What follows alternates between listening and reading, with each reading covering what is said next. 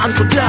Simpo yung payak na ang silo, hiningang pasapo sa bawat damat ng kalakal. Ngalan ng binati ng punso sa bahaghari, kabesa ang namulog sa pagsunog sa aming ani. Hinabi ng suntok, ang plaketang di natutok, halaka kang indayog sa na may dago. Sa blanco na papel ay tuldok pa ang nakita, at sa puno na mayabong may nabubulok na bunga. Tungis ng isa'y naging amon ng marami na binulag ng puwi sa pagkutya. Sagwi pa ba ang rima sa pagkatalo ng ruweta?